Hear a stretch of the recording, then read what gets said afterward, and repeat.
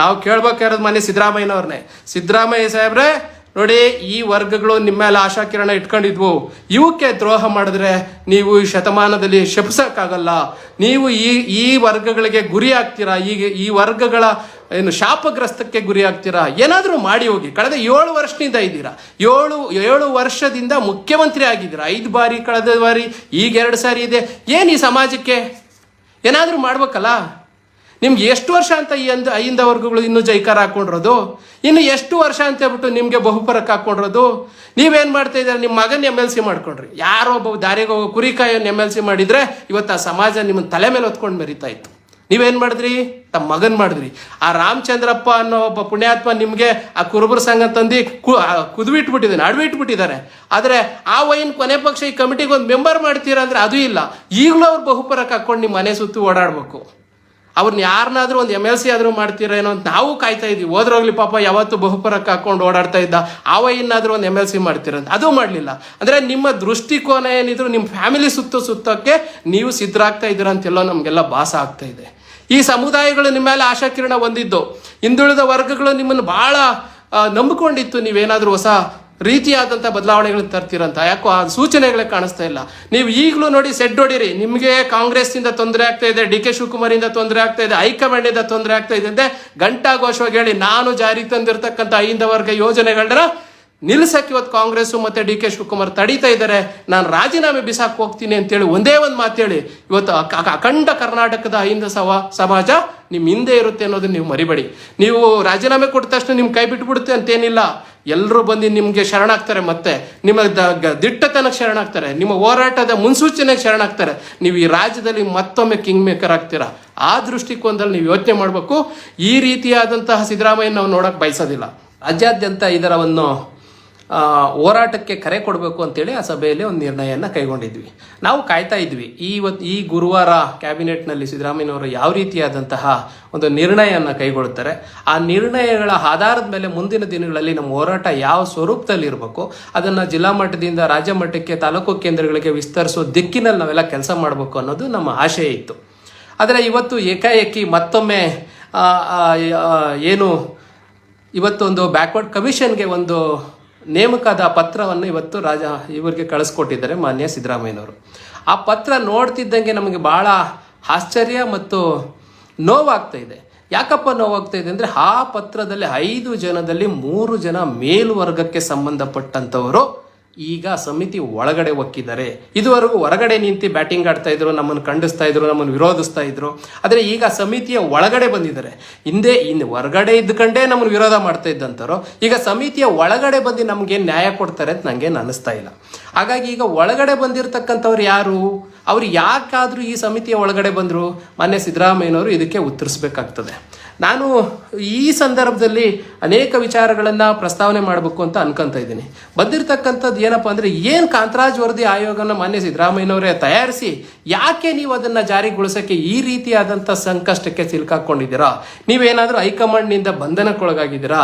ಹೈಕಮಾಂಡ್ನ ಆಜ್ಞೆಯನ್ನು ಮೀರಕ್ಕಾಗ್ದಿರಾ ನೀವೇನಾದರೂ ಸುಮ್ಮನಿದ್ದೀರಾ? ಹಿಂದೆ ನಿಮಗೆಲ್ಲ ಗೊತ್ತಿದೆ, ಹಾವನೂರು ವರದಿ ಬಂದಂಥ ಸಂದರ್ಭದಲ್ಲಿ ಹಾವನೂರು ವರದಿಯನ್ನು ಕತ್ತೆ ಮೇಲೆ ಮೆರವಣಿಗೆ ಮಾಡಿದಂತಹ ಜನ, ಅದನ್ನು ಕುದುರೆ ಮೇಲೆ ಮೆರವಣಿಗೆ ಮಾಡಿದಂಥವ್ರು ಇದ್ರು, ಕತ್ತೆ ಮೇಲೆ ಮೆರವಣಿಗೆ ಮಾಡಿದಂಥವ್ರು ಇದ್ರು.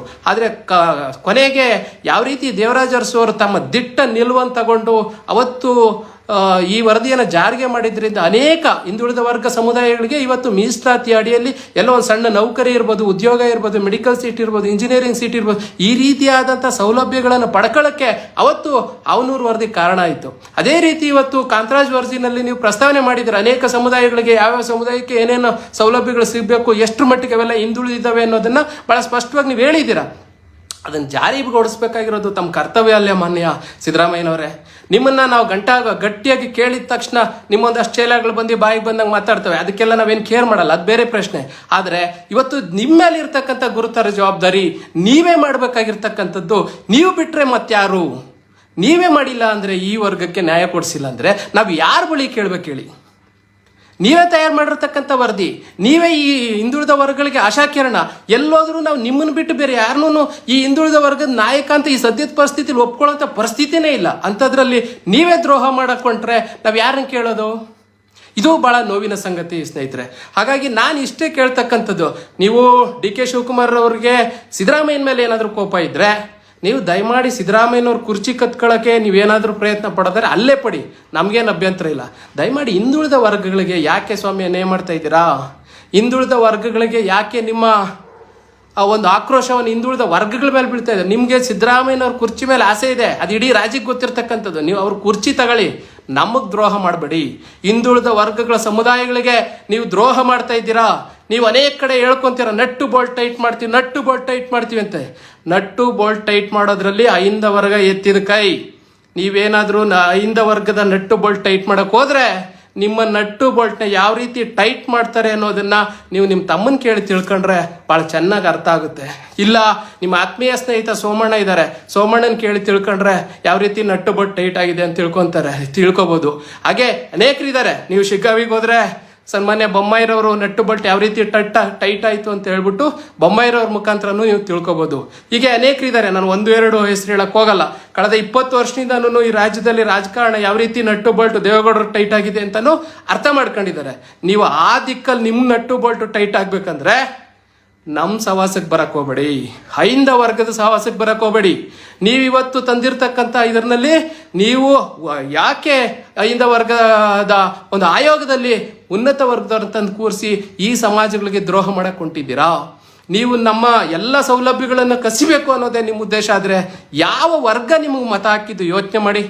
ನೀವೇ ಏನು ಈಗ ರಾಮನಗರ ಇರ್ಬೋದು ಅಥವಾ ಮಂಡ್ಯ ಇರ್ಬೋದು, ರಾಮನಗರದಲ್ಲಿ ಒಂದು 3 ಸೀಟು, ಇದರಲ್ಲಿ ಒಂದು ಇಲ್ಲಿ ಮಂಡ್ಯದಲ್ಲಿ ಒಂದು 7 ಸೀಟು ಗೆದ್ದುಬಿಟ್ಟಿದ್ದಾರೆ ಅನ್ನೋ ಒಂದೇ ಒಂದು ಕಾರಣಕ್ಕೆ ನೀವು ನನಗೆ ಎಲ್ಲ ಬೆಂಬಲ.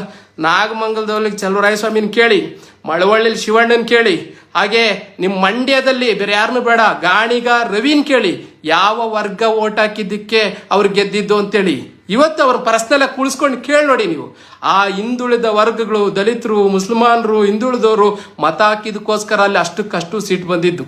ಇಲ್ಲಾಂದ್ರೆ ಯಾವ ಕಾರಣಕ್ಕೂ ಗೆಲ್ತಾ ಇರಲಿಲ್ಲ ಅನ್ನೋದನ್ನು ತಾವು ಗಮನದಲ್ಲಿ ಇಟ್ಕೋಬೇಕು.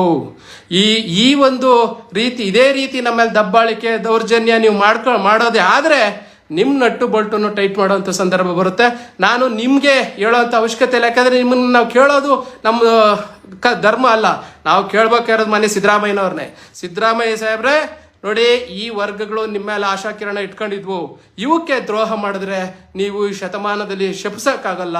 ನೀವು ಈ ವರ್ಗಗಳಿಗೆ ಗುರಿ ಆಗ್ತೀರಾ, ಈ ವರ್ಗಗಳ ಏನು ಶಾಪಗ್ರಸ್ತಕ್ಕೆ ಗುರಿ ಆಗ್ತೀರಾ. ಏನಾದರೂ ಮಾಡಿ ಹೋಗಿ. ಕಳೆದ 7 ವರ್ಷದಿಂದ ಇದ್ದೀರಾ, 7 ವರ್ಷದಿಂದ ಮುಖ್ಯಮಂತ್ರಿ ಆಗಿದ್ದೀರಾ. 5 ಬಾರಿ, ಕಳೆದ ಬಾರಿ, ಈಗ 2 ಸಾರಿ ಇದೆ. ಏನು ಈ ಸಮಾಜಕ್ಕೆ ಏನಾದರೂ ಮಾಡ್ಬೇಕಲ್ಲ.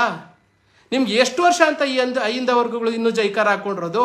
ಇನ್ನು ಎಷ್ಟು ವರ್ಷ ಅಂತ ಹೇಳ್ಬಿಟ್ಟು ನಿಮಗೆ ಬಹುಪರಕ್ಕೆ ಹಾಕೊಂಡಿರೋದು? ನೀವೇನು ಮಾಡ್ತಾ ಇದ್ದಾರೆ? ನಿಮ್ಮ ಮಗನ MLC ಮಾಡ್ಕೊಂಡ್ರಿ. ಯಾರೋ ಒಬ್ಬ ದಾರಿಗೆ ಹೋಗೋ ಕುರಿಕಾಯನ್ನು MLC ಮಾಡಿದರೆ ಇವತ್ತು ಆ ಸಮಾಜ ನಿಮ್ಮನ್ನು ತಲೆ ಮೇಲೆ ಹೊತ್ಕೊಂಡು ಮೆರಿತಾ ಇತ್ತು. ನೀವೇನು ಮಾಡಿದ್ರಿ? ತಮ್ಮ ಮಗನ್ ಮಾಡಿದ್ರಿ. ಆ ರಾಮಚಂದ್ರಪ್ಪ ಅನ್ನೋ ಒಬ್ಬ ಪುಣ್ಯಾತ್ಮ ನಿಮಗೆ ಆ ಕುರುಬರ ಸಂಘ ತಂದು ಕುದುಬಿಟ್ಬಿಟ್ಟಿದ್ದಾನೆ, ಅಡವಿಟ್ಬಿಟ್ಟಿದ್ದಾರೆ. ಆದರೆ ಆ ವೈನ್ ಕೊನೆ ಪಕ್ಷ ಈ ಕಮಿಟಿಗೆ ಒಂದು ಮೆಂಬರ್ ಮಾಡ್ತೀರಾ ಅಂದರೆ ಅದು ಇಲ್ಲ. ಈಗಲೂ ಅವ್ರು ಬಹುಪರಕ್ಕೆ ಹಾಕ್ಕೊಂಡು ನಿಮ್ಮ ಮನೆ ಸುತ್ತು ಓಡಾಡಬೇಕು. ಅವ್ರನ್ನ ಯಾರನ್ನಾದ್ರೂ ಒಂದು MLC ಆದರೂ ಮಾಡ್ತೀರೇನೋ ಅಂತ ನಾವು ಕಾಯ್ತಾ ಇದ್ವಿ. ಹೋದ್ರೋಗ್ಲಿ ಪಾಪ ಯಾವತ್ತು ಬಹುಪರಕ್ಕೆ ಹಾಕೊಂಡು ಓಡಾಡ್ತಾ ಇದ್ದ, ಆವ ಇನ್ನಾದರೂ ಒಂದು MLC ಮಾಡ್ತೀರಂತ ಅದು ಮಾಡಲಿಲ್ಲ. ಅಂದರೆ ನಿಮ್ಮ ದೃಷ್ಟಿಕೋನ ಏನಿದ್ರು ನಿಮ್ಮ ಫ್ಯಾಮಿಲಿ ಸುತ್ತಕ್ಕೆ ನೀವು ಸಿದ್ಧರಾಗ್ತಾ ಇದ್ದೀರ ಅಂತೆಲ್ಲೋ ನಮಗೆಲ್ಲ ಭಾಸ ಆಗ್ತಾ ಇದೆ. ಈ ಸಮುದಾಯಗಳು ನಿಮ್ಮ ಮೇಲೆ ಆಶಾಕಿರಣ ಹೊಂದಿದ್ದು, ಹಿಂದುಳಿದ ವರ್ಗಗಳು ನಿಮ್ಮನ್ನು ಭಾಳ ನಂಬಿಕೊಂಡಿತ್ತು. ನೀವೇನಾದರೂ ಹೊಸ ರೀತಿಯಾದಂಥ ಬದಲಾವಣೆಗಳನ್ನ ತರ್ತೀರಂತ. ಯಾಕೋ ಆ ಸೂಚನೆಗಳೇ ಕಾಣಿಸ್ತಾ ಇಲ್ಲ. ನೀವು ಈಗಲೂ ನೋಡಿ ಸೆಡ್ ಹೊಡೀರಿ. ನಿಮಗೆ ಕಾಂಗ್ರೆಸ್ನಿಂದ ತೊಂದರೆ ಆಗ್ತಾ ಇದೆ, DK ಶಿವಕುಮಾರಿಂದ ತೊಂದರೆ ಆಗ್ತಾ ಇದೆ, ಹೈಕಮಾಂಡಿಂದ ತೊಂದರೆ ಆಗ್ತಾ ಇದೆ ಅಂತ ಘಂಟಾಘೋಷವಾಗಿ ಹೇಳಿ ನಾನು ಜಾರಿಗೆ ತಂದಿರತಕ್ಕಂಥ ಅಹಿಂದ ವರ್ಗ ಯೋಜನೆಗಳನ್ನ ನಿಲ್ಲಿಸಕ್ಕೆ ಇವತ್ತು ಕಾಂಗ್ರೆಸ್ಸು ಮತ್ತು DK ಶಿವಕುಮಾರ್ ತಡೀತಾ ಇದ್ದಾರೆ. ನಾನು ರಾಜೀನಾಮೆ ಬಿಸಾಕ್ ಹೋಗ್ತೀನಿ ಅಂತೇಳಿ ಒಂದೇ ಒಂದು ಮಾತು ಹೇಳಿ ಇವತ್ತು ಅಖಂಡ ಕರ್ನಾಟಕದ ಅಹಿಂದ ಸಮಾಜ ನಿಮ್ಮ ಹಿಂದೆ ಇರುತ್ತೆ ಅನ್ನೋದನ್ನ ನೀವು ಮರಿಬೇಡಿ. ನೀವು ರಾಜೀನಾಮೆ ಕೊಟ್ಟ ತಕ್ಷಣ ನಿಮ್ಮ ಕೈ ಬಿಟ್ಬಿಡುತ್ತೆ ಅಂತೇನಿಲ್ಲ. ಎಲ್ಲರೂ ಬಂದು ನಿಮಗೆ ಶರಣಾಗ್ತಾರೆ, ಮತ್ತೆ ನಿಮ್ಮ ದಿಟ್ಟತನಕ್ಕೆ ಶರಣಾಗ್ತಾರೆ, ನಿಮ್ಮ ಹೋರಾಟದ ಮುನ್ಸೂಚನೆಗೆ ಶರಣಾಗ್ತಾರೆ. ನೀವು ಈ ರಾಜ್ಯದಲ್ಲಿ ಮತ್ತೊಮ್ಮೆ ಕಿಂಗ್ ಮೇಕರ್ ಆಗ್ತೀರಾ. ಆ ದೃಷ್ಟಿಕೋನದಲ್ಲಿ ನೀವು ಯೋಚನೆ ಮಾಡಬೇಕು. ಈ ರೀತಿಯಾದಂತಹ ಸಿದ್ದರಾಮಯ್ಯ ನಾವು ನೋಡೋಕೆ ಬಯಸೋದಿಲ್ಲ. ನೀವು ನಿಮ್ಮ ಸ್ವಾರ್ಥಕ್ಕೆ ಈಡಾಗಿದ್ದೀರೋ, ರಾಜಕಾರಣಕ್ಕೋಸ್ಕರ ಈಡಾಗಿದ್ದೀರೋ, ಅಥವಾ ನೀವೇನೋ ತಂತ್ರ ಹೂಡ್ತಾ ಇದ್ದೀರೋ, ಅವೆಲ್ಲ ನಮ್ಗೆ ಅರ್ಥ ಆಗಲ್ಲ. ಜನಸಾಮಾನ್ಯರಿಗೆ ಅರ್ಥ ಆಗ್ಬೇಕಾದ್ರೆ ಇವತ್ತು ಏನು ನಡೀತಾ ಇದೆ, ನಾಳೆ ಏನು ನಡೀಬೋದು ಅನ್ನೋದ ದೂರದೃಷ್ಟಿನ ನೀವು ಬಿಡಿಸಿ ಇಡಬೇಕಾಗಿದೆ. ಇವತ್ತು ನಿಮ್ಮಲ್ಲೇ ಕೆಲಸ ಮಾಡಿದಂಥ ಅನೇಕ ಕಾರ್ಯಕರ್ತರಿದ್ರು. ಇವತ್ತು ಯಾರೋ ರಿಟೈರ್ಡ್ ಆಗಿ ಮನೇಲಿ ಕೂತಿದ್ದು ಅಂಥವ್ರಿಗೆ ನೀವು ಕರ್ಕೊಬಂದ್ಬಿಟ್ಟು ಕರ್ಕೊಬಂದ್ಬಿಟ್ಟು ಆ ಕಮಿಟಿಗಳಲ್ಲಿ ಮಾಡಿ ಕೆಲಸ ಮಾಡಕ್ಕೆ ಬಿಟ್ಟಿದ್ದೀರಾ. ಅವ್ರು ಎಷ್ಟು ಮಟ್ಟಿಗೆ ಇವತ್ತು ನೀವು ಈ ಕಮಿಟಿಲಿ ಪಾರದರ್ಶಕವಾಗಿ ಮಾಡ್ತಾರೆ ಅಂತ ನಮ್ಗೆ ಅನಿಸ್ತಾ ಇಲ್ಲ. ಹಾಗಾಗಿ ಈ ಕಮಿಟಿಗೆ ಈಗಾಗಲೇ ರಾಜ್ಯಾದ್ಯಂತ ವಿರೋಧ ವ್ಯಕ್ತ ಆಗಿದೆ. ಹಾಗಾಗಿ ದಯಮಾಡಿ ಇನ್ನು ಮುಂದೆ ಆದರೂ ನೀವು ಈಗಾಗಲೇ ನೀವು ಜಾರಿ ಮಾಡಬೇಕು ಅಂತ ಹೊರಟಿದ್ದಿರ್ತಕ್ಕಂಥ ಜಾತಿ ಗಣತಿನ ನೀವು ಆಲ್ರೆಡಿ ತಯಾರಿಸಿರ್ತಕ್ಕಂಥ ಕಾಂತರಾಜು ವರದಿಯನ್ನು ಜಾರಿ ಮಾಡಿ ಅಂತೇಳಿ ಮತ್ತೊಮ್ಮೆ ಒತ್ತಾಯ ಮಾಡ್ತೀವಿ. ಇದು ಕೇವಲ ನಮ್ಮ ಒತ್ತಾಯ ಅಲ್ಲ, ಅಖಂಡ ಹೈಂದ ವರ್ಗಗಳ ಕೂಗಿದು. ನೀವು ಮಾಡಿರ್ತಕ್ಕಂಥ ವರದಿ ಇದು, ನಾವೇನು ಮಾಡಿರಲಿಲ್ಲ, ನಿಮ್ಮದೇ ಸರ್ಕಾರ ಮಾಡಿರ್ತಕ್ಕಂಥ ವರದಿ. ಈ ವರದಿನ ಯಥಾವತ್ತಾಗಿ ಜಾರಿ ಮಾಡಿ ಈ ಸಮುದಾಯಗಳಿಗೆ, ವಿಶೇಷವಾಗಿ ಹೈಂದ ವರ್ಗಕ್ಕೆ ಯಾವೆಲ್ಲ ರೀತಿಯಾದಂಥ ಸೌಲಭ್ಯಗಳನ್ನು ಆ ಕಾಂತರಾಜ್ ವರದಿಯ ರೆಕಮೆಂಡ್ ಮಾಡಿದೆಯೋ ಅದನ್ನು ಯಥಾವತ್ತಾಗಿ ಜಾರಿ ಮಾಡಬೇಕು ಅನ್ನೋದು ನಮ್ಮೆಲ್ಲರ ಆಶಯ.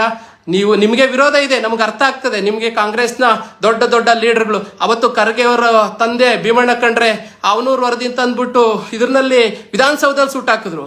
ದೇವರಾಜ ಅರಸು ಅವ್ರು ಸುಮ್ಮನೆ ಇದ್ರೇನು, ಜಾರಿ ಮಾಡಲಿಲ್ವಾ?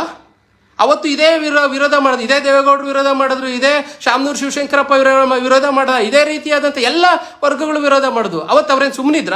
ದೇವರಾಜ ಅರಸವ್ರನ್ನ ಯಾಕೆ ಶತಶತಮಾನಗಳಿಂದ ಜನ ಜ್ಞಾಪಿಸ್ಕೋಬೇಕಾಗ್ತದೆ ಅಂದ್ರೆ ಈ ಕಾರಣಕ್ಕೋಸ್ಕರ.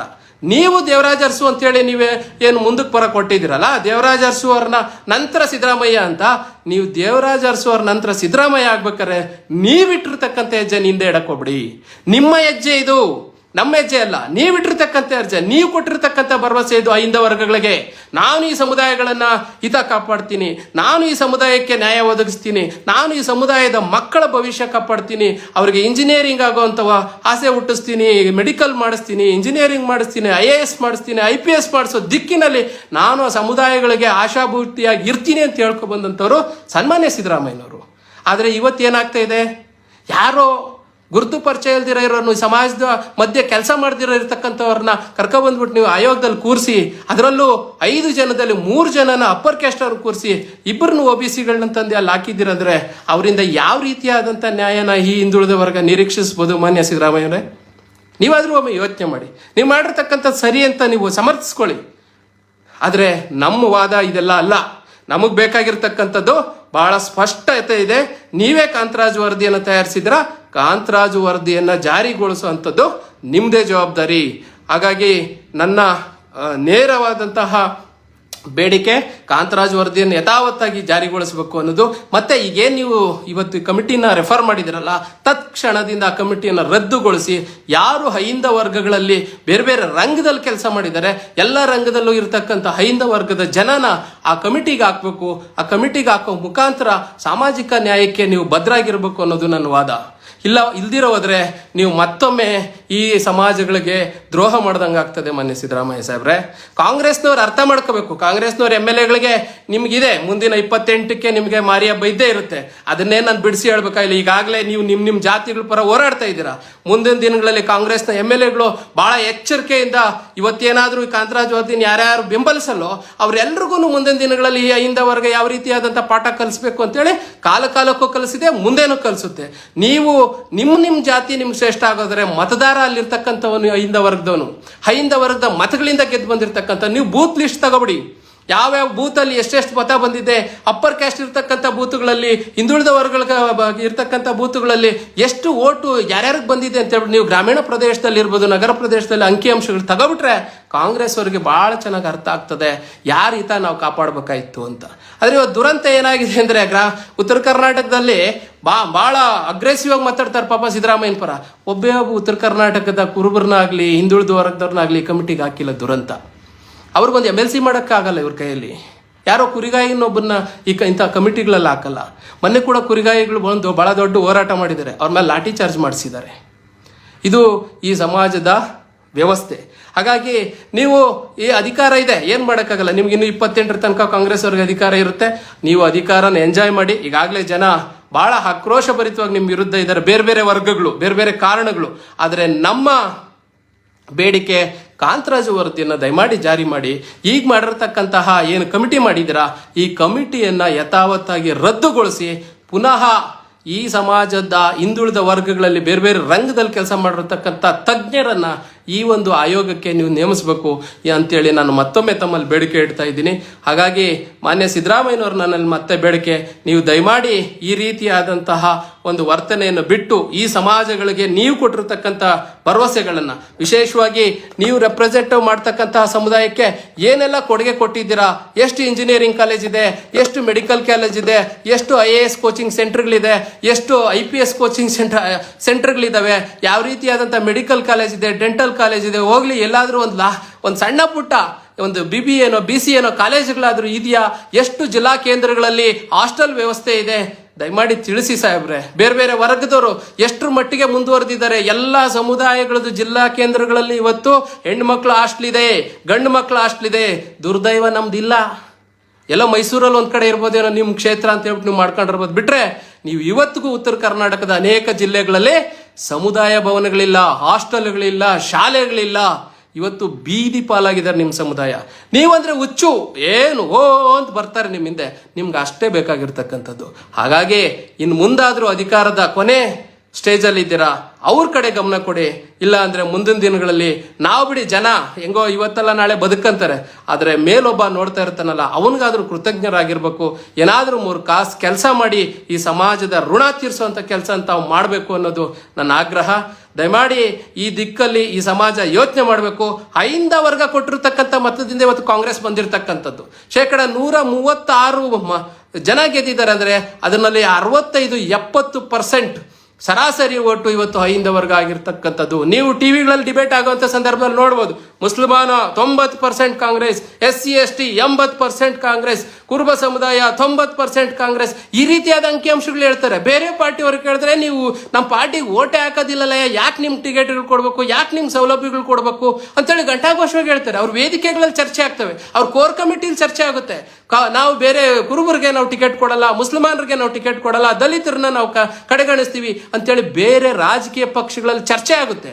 ಆದರೆ ಕಾಂಗ್ರೆಸ್ಗೆ 100% ಮತದಾನ ಮಾಡಿರ್ತಕ್ಕಂಥ ಸಮುದಾಯಗಳು ಬಿಟ್ಬಿಟ್ಟು ನೀವು ಬೇರೆ ಎಲ್ಲರಿಗೂ ಅಧಿಕಾರ ಕೊಡ್ತೀರಾ. ನಿಮ್ಮ ಸುತ್ತ ಜೈಕಾರ ಹಾಕೊಂಡಿರ್ತಕ್ಕಂಥವ್ರಿಗೆ, ಬೇರೆ ಬೇರೆ ವರ್ಗಗಳಿಗೆ, ಬೇರೆ ಬೇರೆ ಕಾರಣಗಳಿಗೆ ನಿಮ್ಮದೇ ಆದ ಕಾರಣಗಳಿರುತ್ತೆ ಬಿಡಿ. ನಿಮ್ಮ ಕಾರಣಗಳಿಗೇನು ನಾವು ಅಡ್ಡ ಬರಲ್ಲ.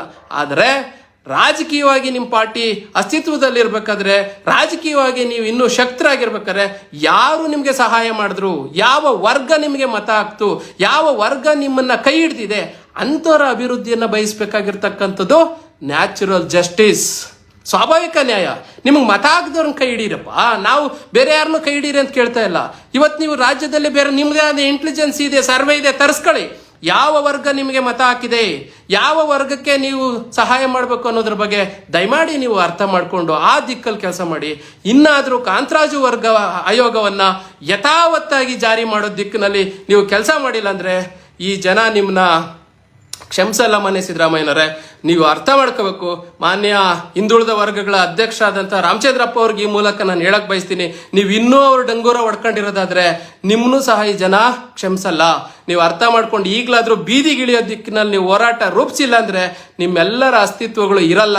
ನೀವೊಂದು MLC ಮಾಡ್ತಾರೆ, ಮುಗ್ದಾಯ್ತು ನಿಮ್ಮ ಅವಧಿ, ಇನ್ನು 2-3 ತಿಂಗಳಿದೆ ಅಂತೆ. ಯಾವ ಕಾರಣಕ್ಕೂ ನಿಮ್ಮನ್ನೊಂದು ಮೆಂಬರ್ ಕೂಡ ಮಾಡಿಲ್ಲ ಅವರು, ಯಾವುದೋ ಒಂದು ಕಮಿಟಿ ಮೆಂಬರ್ ಕೂಡ ಮಾಡಿಲ್ಲ. ನೀವು ಇನ್ನೂ ಅವ್ರ ಪರ ಜಪ ಮಾಡ್ಕೊಂಡಿದ್ರೆ ಹೆಂಗೆ ಮಾನ್ಯ ರಾಮಚಂದ್ರಪ್ಪ ಅವರೇ? ಈಗಲಾದರೂ ದಯಮಾಡಿ ಅರ್ಥ ಮಾಡ್ಕೊಳ್ಳಿ. ಹಾಗೂ ನಮ್ಮ ವಿಶೇಷವಾದ ಅಹಿಂದ ಸ್ವಾಮಿಗಳು ಅದು ಎಲ್ಲೆಲ್ಲಿದ್ದೀರೋ ನಂಗಂತೂ ಗೊತ್ತಿಲ್ಲ.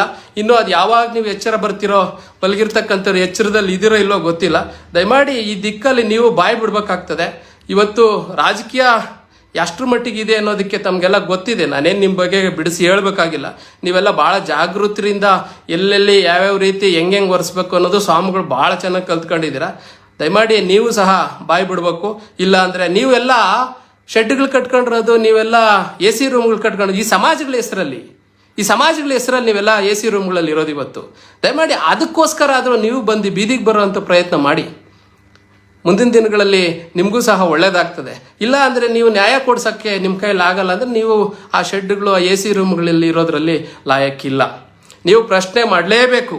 ಯಾರೇ ತಪ್ಪು ಮಾಡಿದ್ರೂ ಪ್ರಶ್ನೆ ಮಾಡೋವಂತಹ ಔದಾರ್ಯವನ್ನು ಸ್ವಾಮಿಗಳು ಬೆಳೆಸ್ಕೊಂಡಿಲ್ಲ ಅಂದರೆ ನೀವು ರಾಜಕಾರಣಿಗಳಿಗೂ ನಿಮ್ಗೆ ಏನು ವ್ಯತ್ಯಾಸ ಇರಲ್ಲ. ಹಾಗಾಗಿ ದಯಮಾಡಿ ಅಹಿಂದ ವರ್ಗದ ಹೆಸರುಗಳಲ್ಲಿ ಯಾರ್ಯಾರೆಲ್ಲ ಸ್ವಾಮಿಗಳು AC ರೂಮ್ಗಳಲ್ಲಿ ಇದ್ದಿರೋ ಆ ರೂಮ್ಗಳಿಂದ ಈಚೆ ಬಂದು ಇನ್ಮೇಲಾದರೂ ದಯವಿಟ್ಟು ಕೇಳ್ಕೊಂತೀನಿ, ಬಂದು ಸ್ವಲ್ಪ ಜನಜಾಗೃತಿ ಮಾಡೋ ದಿಕ್ಕಿನಲ್ಲಿ, ಈ ಸಮಾಜಕ್ಕೆ ಆಗ್ತಾ ಇರ್ತಕ್ಕಂಥ ಅನ್ಯಾಯಗಳ ದಿಕ್ಕಿನಲ್ಲಿ ನೀವು ಬಾಯ್ ಬಿಡಬೇಕು ಅಂತ ಕೇಳ್ಕೊಂತ ಮಾನ್ಯ ಸಿದ್ದರಾಮಯ್ಯನವರಲ್ಲಿ ಕಟ್ಟ ಕಡೆಯದಾಗಿ ಇನ್ನೊಮ್ಮೆ ಕೇಳ್ತೀನಿ, ದಯಮಾಡಿ ಕಾಂತರಾಜು ವರದಿಯನ್ನು ಯಥಾವತ್ತಾಗಿ ಜಾರಿ ಮಾಡಿ. ಹಾಗೆ ಏನು ನೀವು ಈ ಹಿಂದುಳಿದ ವರ್ಗಗಳಿಗೆ ಆಶ್ವಾಸನೆಗಳು ಕೊಟ್ಟಿದ್ರಿ, ಅದು ಕೋಆಪರೇಟಿವ್ ಸಿಸ್ಟಮಲ್ಲಿ ಇರ್ಬೋದು, ಸಹಕಾರ ಕ್ಷೇತ್ರದಲ್ಲಿ ಇರ್ಬೋದು, ಡೈರಿಲಿ ಇರ್ಬೋದು, ಆ ಮೀಸಲಾತಿಗಳನ್ನೆಲ್ಲ ಜಾರಿಗೆ ತರ್ತೀವಿ ಅಂತ ಹೇಳಿದ್ರಿ. ದಯಮಾಡಿ ಆ ದಿಕ್ಕಲ್ಲಿ ಕೊನೆ ಪಕ್ಷ ನೀವು ಹೋಗ್ಬೇಕಾದ್ರೆ ಒಂದು ಸೈನ್ ಹಾಕಿ ಒಂದು ಅಮೆಂಡ್ಮೆಂಟ್ ಮಾಡಿ ಹೋದ್ರೆ ಆ ಜನ ನಿಮ್ಮನ್ನ ಜ್ಞಾಪಿಸ್ಕೊಂತಾರೆ. ಯಾವ ರೀತಿ ದೇವರಾಜ ಅರಸು ಅವ್ರನ್ನ ಇವತ್ತಿಗೂ ನಾವೆಲ್ಲ ಜ್ಞಾಪಿಸ್ಕೊಂತೀವೋ ಆ ದಿಕ್ಕಿನಲ್ಲಿ ನಿಮ್ಮನ್ನ ಜ್ಞಾಪಿಸ್ಕೊಂತೀವಿ ಅಂತ ಈ ಸಂದರ್ಭದಲ್ಲಿ ಹೇಳ್ತಾ, ಮತ್ತೊಮ್ಮೆ ನನ್ನ ಆಕ್ರೋಶ ಇದೆ, ನನ್ನ ಇದಿದೆ, ಕಾಂತರಾಜು ವರದಿಯನ್ನು ಯಥಾವತ್ತಾಗಿ ಜಾರಿ ಮಾಡಬೇಕು.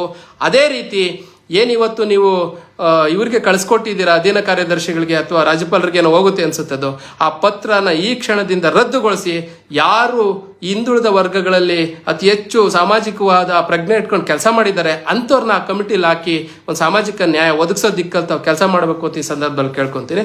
ನಮಸ್ಕಾರ ಮಾನ್ಯ ಸಿದ್ದರಾಮಯ್ಯನವರೇ.